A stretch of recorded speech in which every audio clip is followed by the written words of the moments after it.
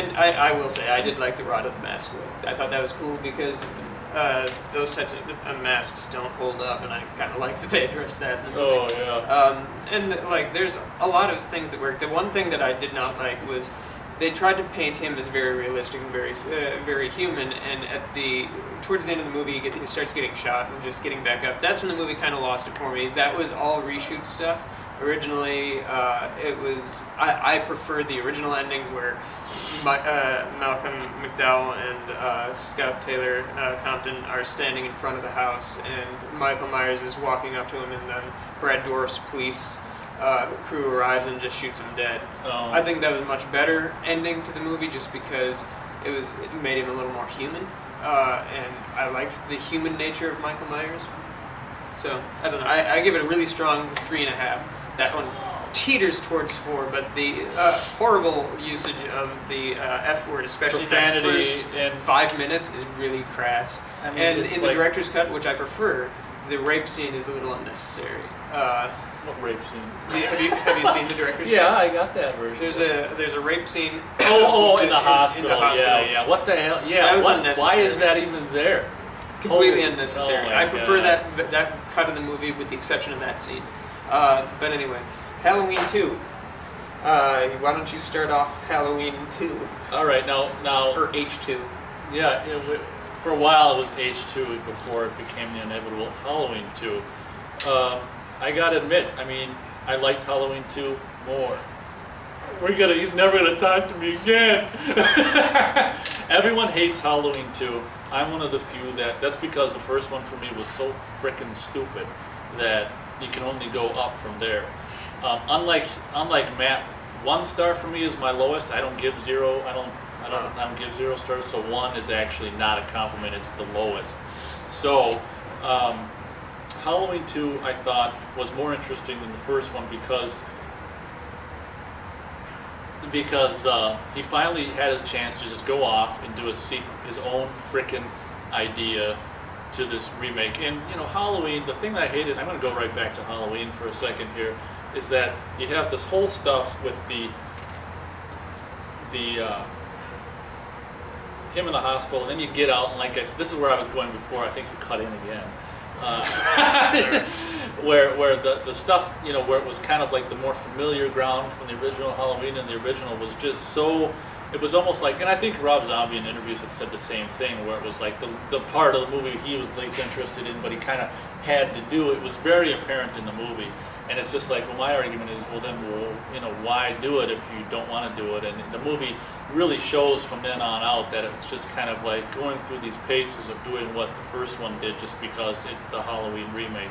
I just wanted to say that. So going into 2, he actually had his opportunity to do something his own, and I think when you first saw it, you didn't like the fact that well, this is a spoiler, everyone's probably seen it by now, that the hospital stuff was all a dream and stuff.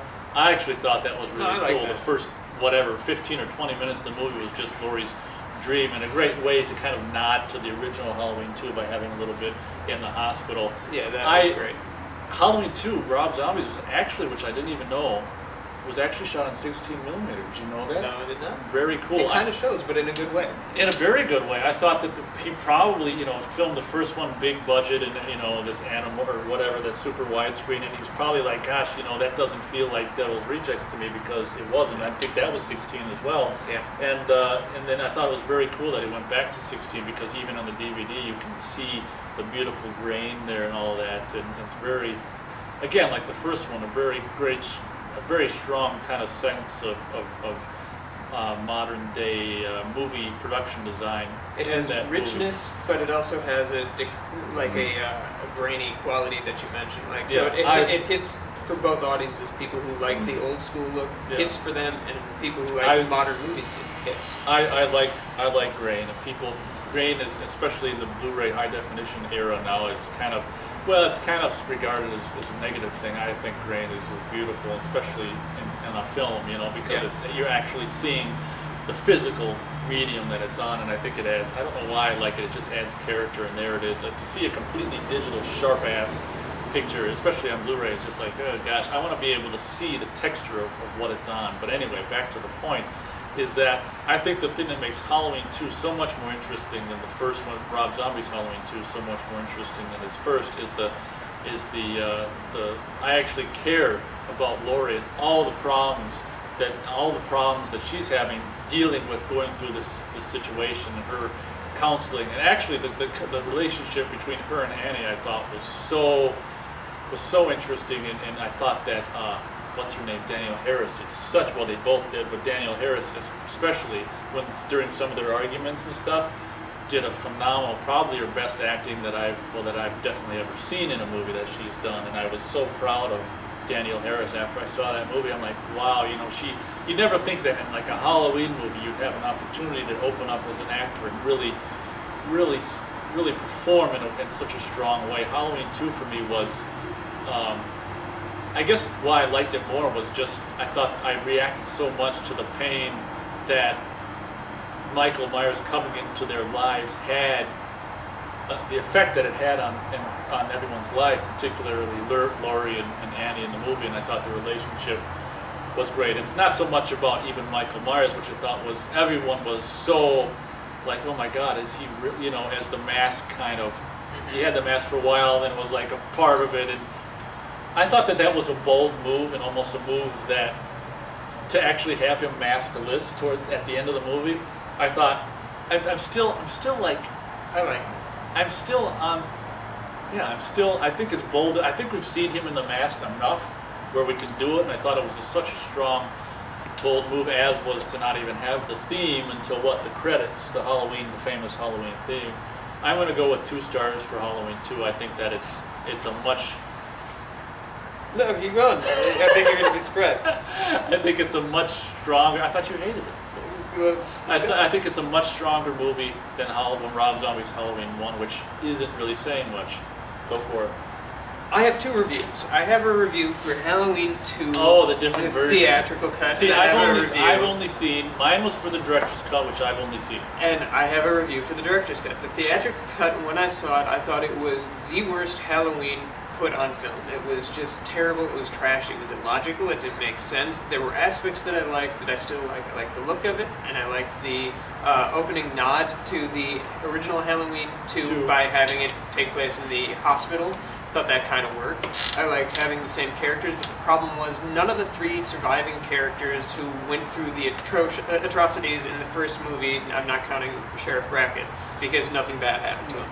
None of the 3 ones that had atrocities happen to them felt like the same characters. And it didn't seem like a logical path for those characters to follow. I thought the movie was just complete and utter garbage, and I'd give that one about a half star. It was so ungodly awful. Now, that said, this is an excellent example of how the director, when he has his full vision versus the studio's vision, really helps. And like this also happened with James Cameron's The Abyss. The Abyss, the theatrical cut of that movie is fine. It's all right. The director's cut of that movie, just by putting in 20 minutes into that movie, makes it in my top 5 favorite movies. Now, Halloween 2, the director's cut with the alternate scenes and the additional scenes really helps that movie in such a great way.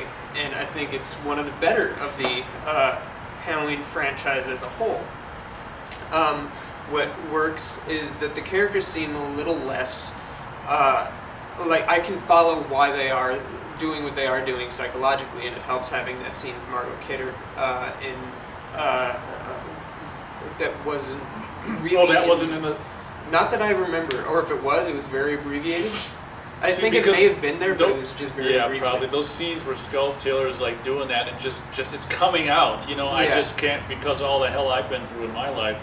I identify with that so much, and that's why it was so strong. Yeah, and it really helps her character, and it helps that movie. And there are things that. The one thing I will say is Sam Lewis's character is completely mishandled. I don't agree with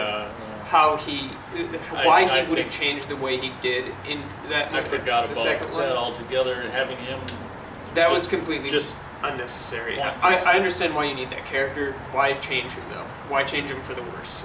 Because he should have changed for the better. Because he turns out he was right entirely in the first movie. So why have him be like all jaded? Michael Myers is dead. Like there's no reason and for then him what to does do he that. just comes right in at the end Yeah. or something and just I don't Yeah. remember what he and does. then the ending scene is completely different than the theatrical cut, and the ending of it is quite good. And I like that Michael Myers speaks. I like that he's grunting throughout the whole thing. Like he's not the silent killer anymore. Rob Zombie let loose and he made his own thing. He's like, I'm not going to do any more of these. I don't care what the audience thinks. I'm going to do this my way.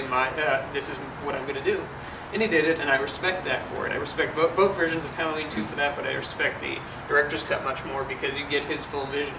The White Horse thing is an example where the fantasy actually kind of worked because it was in a psychological setting, and it kind of worked based on all the psychological stuff that was shown in the first half of that first movie. That's what makes White Horse kind of work in the second one.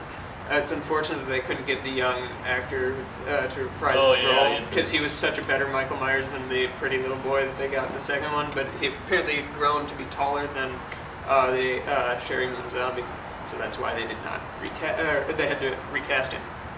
So I'd give 2.5 to Halloween 2. Like the director's cut gets 2 more full stars just from an added 22 minutes or something like that. I don't know what's added. It's maybe even less. It might even be less. I don't know, but it's enough to fix my problems, and that says a lot. It's still a far cry from what Rob Zombie's Halloween was, which I think was such a complete story. It didn't need to have anything more.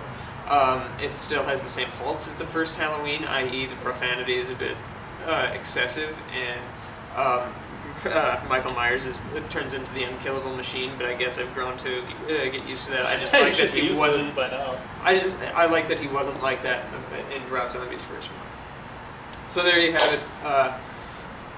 That pretty much wraps up Halloween until next year when Halloween 3D.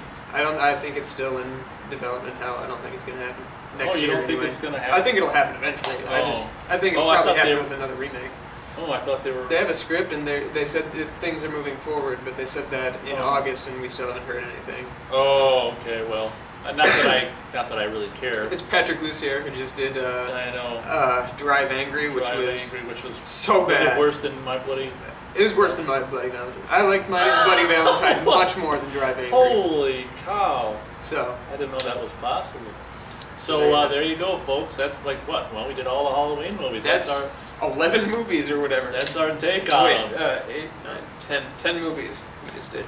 That's our take on them. So if we don't see you before Halloween, happy Halloween. Have a fun and safe one, and if any luck, Kathleen Kinmount will show up at my house. That's what I'm kind of hoping for. I'm keeping my Halloween free, and I've got a big welcome Kathleen sign made, and I'm gonna get a hot tub. Right on. So take care. Catch you later.